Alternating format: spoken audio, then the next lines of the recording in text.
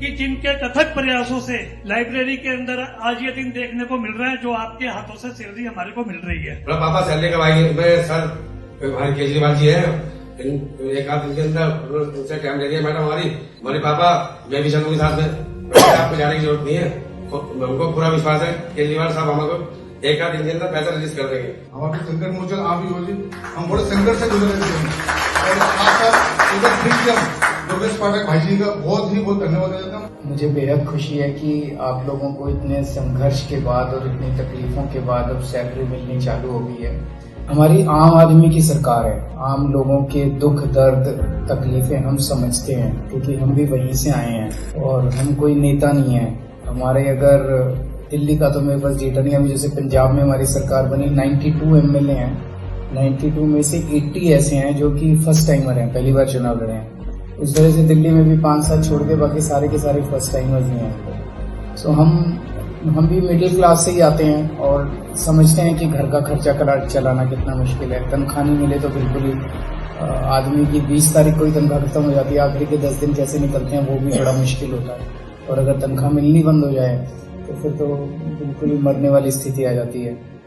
और बिजली का खर्चा है, पानी का खर्चा है, बच्चों की फीस का खर्चा है, सेहत का खर्चा है, इलाज का खर्चा है। इन्हीं चीज़ों के ऊपर हम लोगों ने काम किया।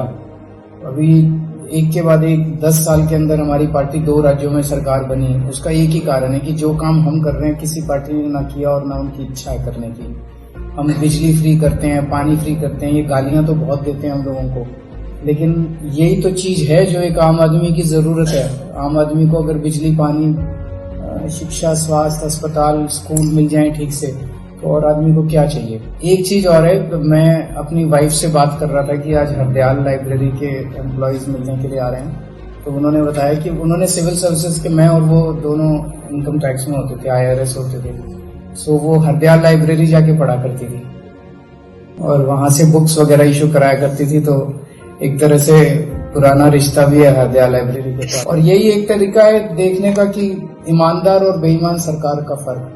एक बेईमान सरकार थी जिसने 15 साल के अंदर बर्बाद कर दिया MCD को, और एक ईमानदार सरकार आई तो आप 1 साल के अंदर ही, हालांकि सारी पावर इन्होंने छीनी हुई है, स्टैंडिंग कमेटी बनने नहीं दे रही है लोग, और कितनी सारी तकलीफें आ रही हैं सरकार, दिल्ली सरकार चलाने में भी, MCD चलाने में भी। उसके बावजूद आप देख रहे हो कि 1 साल के अंदर कितना बड़ा परिवर्तन आने लग गया। अगर पैसे ना खाओ, ईमानदार सरकार हो तो कितना, कोई पैसे की कमी नहीं है सरकार के अंदर, नीयत की कमी है। अच्छी नीयत वाली सरकार आई, अब ठीक होगा सब कुछ। आप लोगों ने कहा हमारी टीम अच्छी है, तो टीम उसी तरह से, हमारी नीयत अच्छी है तो हम भी अच्छी नीयत वालों को अपने आसपास रखते हैं। अगर हमारी नीयत खराब होती तो मैं भी 5-7 दलाल रखता अपने आसपास जो पैसे इकट्ठे करके लाते पूरी दिल्ली से। तो हमारी नीयत अच्छी है तो हमने भी आदमी ऐसे रखे हुए हैं जो कि सब अच्छी नीयत वाले हैं, साफ सुथरे लोग हैं, पैसे नहीं खाते, जनता का काम करते हैं। सर, हम लोग 3 साल से 35 महीने की हमारी सैलरी हो गई है। अब जैसे हमने और हमारे पूरे स्टाफ ने सफर किया है, हमें कोई उम्मीद अब नजर नहीं आ रही थी। अब तो घर वालों ने कहना छोड़ दिया था, वो कह रहे थे कि घर पे बैठो तो कुछ मिल नहीं रहा। लेकिन हमारे जो ऑफिस आने में जो सैलरी आप दे रहे हैं उससे तो आप हमारे चेहरे की चमक देख ही रहे होंगे, लेकिन हमें ऑफिस आने में भी आपकी नीति का बहुत फायदा हुआ है। हम लेडी स्टाफ बस में आते थे, जैसे बिजली फ्री है, पानी फ्री है। मैं एक दिल्ली की नागरिक होने के नाते आपसे ये कह रही हूँ कि जो बिजली फ्री रही है, पानी फ्री रही है, तो हमें जो वो नहीं मिला, पैसा नहीं मिला था, तो वो हम उसी में कवर करते थे जितनी हमें छूट मिली हुई थी।